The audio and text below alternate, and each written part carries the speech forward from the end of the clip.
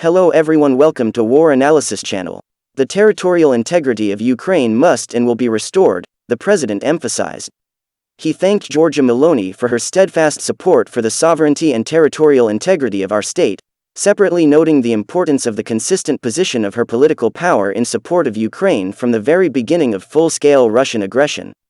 Response measures to Russia's recent criminal actions at the multilateral level, including within the UN and other key international platforms, were discussed.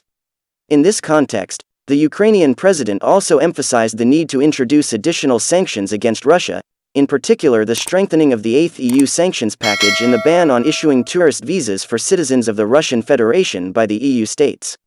Volodymyr Zelensky informed the interlocutor about the decision to submit an official application for Ukraine's membership in NATO and expectations regarding our country's path to the alliance under an accelerated procedure. Even before NATO membership, Ukraine should receive clear and legally binding guarantees of collective security, the president stated. In this context, he highly appreciated the willingness of the Italian side to join this process.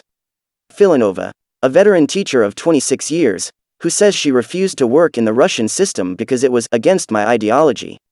President of Ukraine congratulated the leader of the Brothers of Italy political force on winning the elections and discussed the further development of Ukrainian-Italian relations. President of Ukraine Volodymyr Zelensky had a phone call with leader of the Brothers of Italy political force Giorgia Meloni, who won the recent parliamentary elections by a landslide.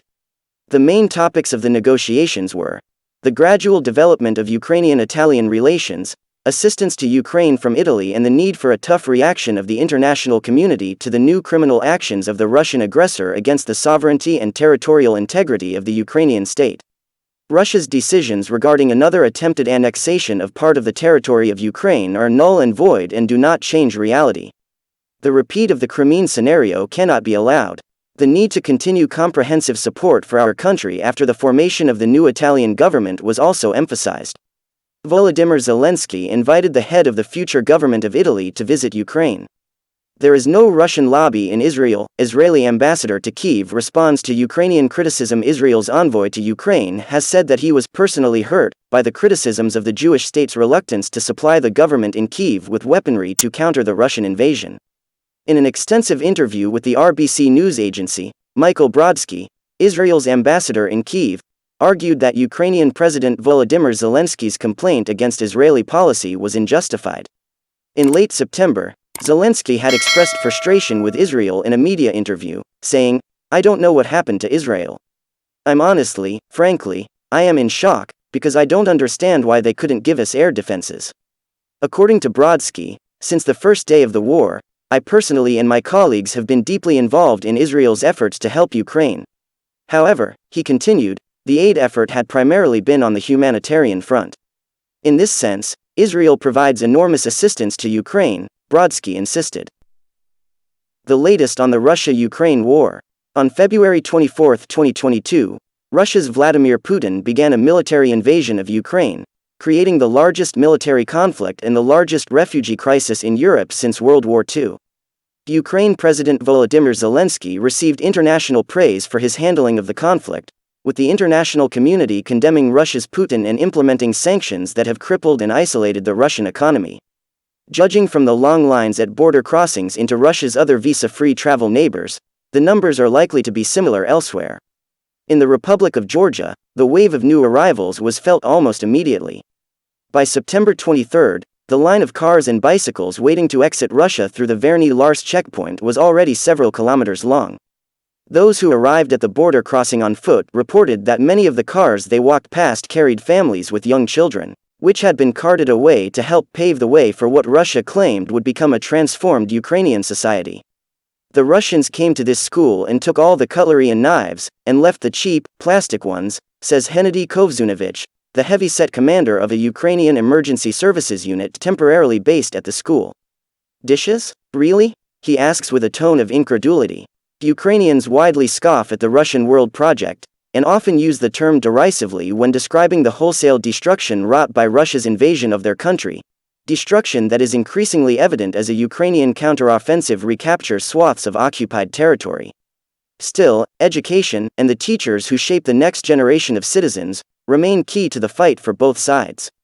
Russian propaganda newspapers handed out across the Kharkiv region, for example, highlight the crucial step of gaining official Russian accreditation for schools in liberated areas to raise them to a Russian standard. On some issues even more so than other countries, for example, in the matter of psychological assistance.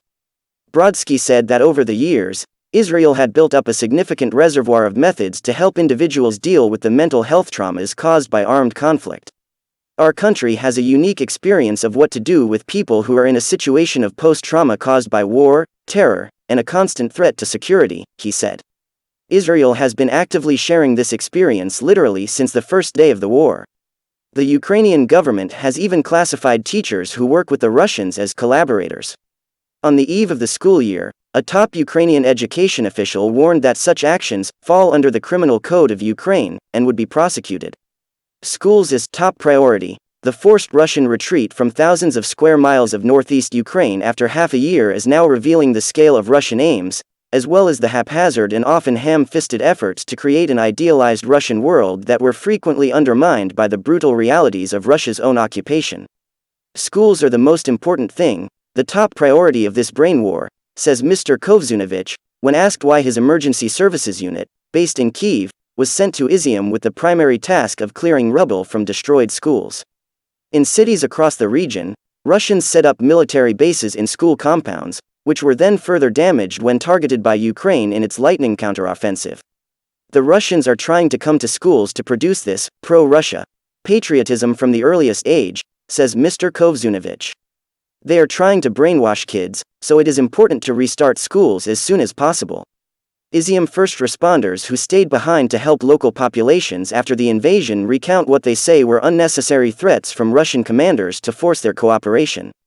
Indeed, apart from the education efforts and limited humanitarian aid, which locals say in the first deliveries appeared to actually be stolen Ukrainian goods, almost nothing appeared to be done by the Russians to win Ukrainian hearts and minds over to Russian world. I studied in Moscow. I know the Russians well, but I don't recognize them now. They have been zombified by President Vladimir Putin, Mr. Kovzunovich says. As he speaks, as if on cue, an explosion sounds outside, a leftover Russian mine with a self-destruction mechanism detonating itself. 5 cluster bomblets were left outside the back of the school, too, which had to be dispatched with a shotgun. Against my ideology, the looted cutlery and dangerous detritus left by the Russians are no surprise to Natalia Filanova, a teacher of Ukrainian and world history at Lyceum No. 6, who is also head specialist for the Ministry of Education in Izium. Thanks for watching. Don't forget to like the video and subscribe to my channel. See you in the next video.